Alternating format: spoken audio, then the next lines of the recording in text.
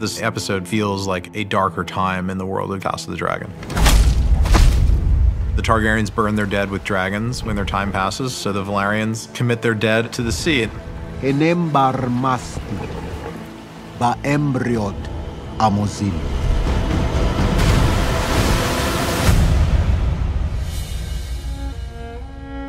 This was one of the first scenes that we filmed. It's interesting to see it at this point in the story because they didn't really know each other that well, and they do feel a bit estranged or on different pages. Everybody's here in this alien place at a funeral, and nobody really knows how to feel or act, and it works really well for the episode because it does just set everybody apart in a way.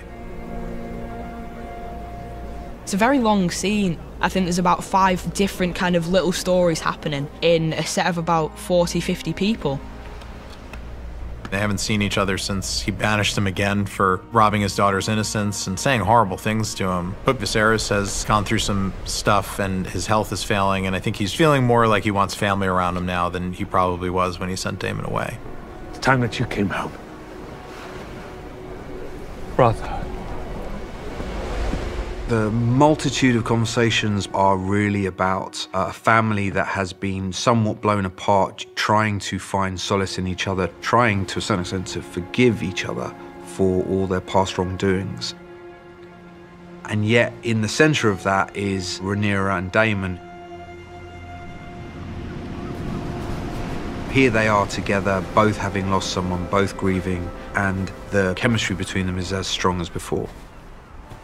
There's a kind of massive, unprocessed, unresolved boulder in the room. Abandonment is something that just seems to happen on repeat to her. It happens with her mum, it happens with her dad, it happens with Alicent, it happens with Daemon. And looking that wound in the eye, I think, is what happens in this scene. Rhaenyra and Daemon are made of the same stuff. It's why they're a terrible match. Added to which, when Rhaenyra is made heir, she essentially takes everything from Daemon. And yet her attraction goads her to go to the heart of that envy.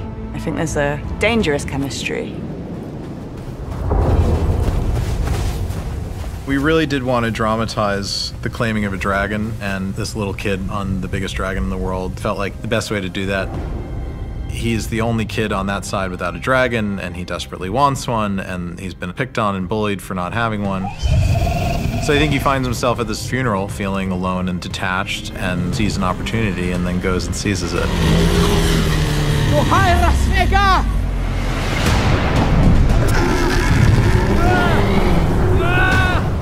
Aemon is quite an introverted, sad kid who's gone through many hardships. Obviously, when he gets that dragon, his mood changes and he feels like he can do anything he wants. And that's where that villain comes into play. It's him. It's me. Vhagar is my mother's dragon. Vhagar has a new rider now. There's a lot of tension between those two sides of the family, and this is one of the ways that it boils over. That's their mother's dragon. They grew up their whole life around that dragon, and to see somebody from the other side claim it at her funeral, I think it's a real slight. It's not something normal. It's 5 kids absolutely battering each other. It's mental.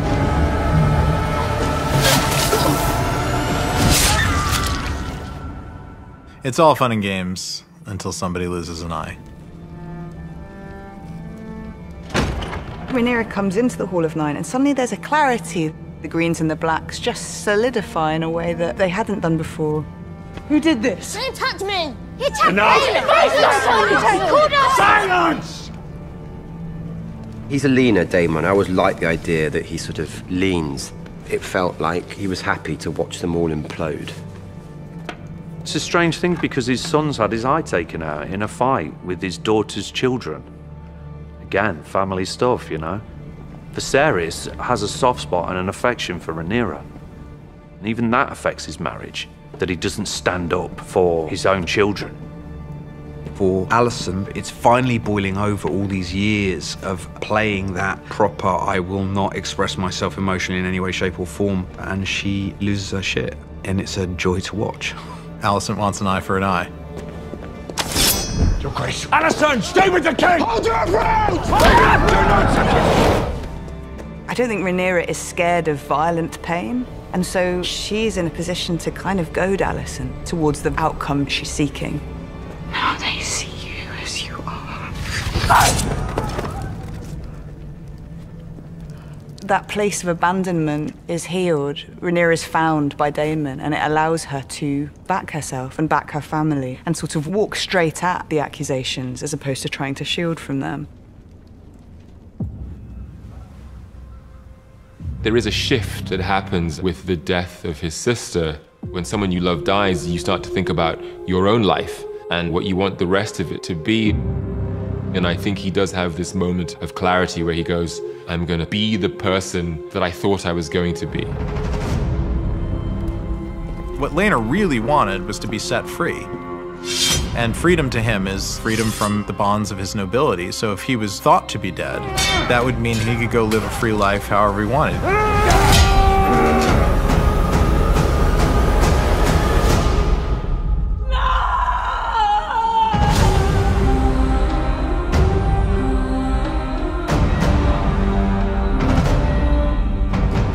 Rhaenyra and Daemon bond together and make a marriage pact. It's Targaryen with Targaryen, and the old way is, marrying within the bloodline to keep it pure.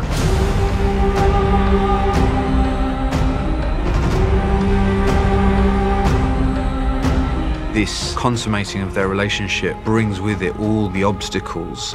Suddenly, with Daemon by her side, Rhaenyra becomes more formidable.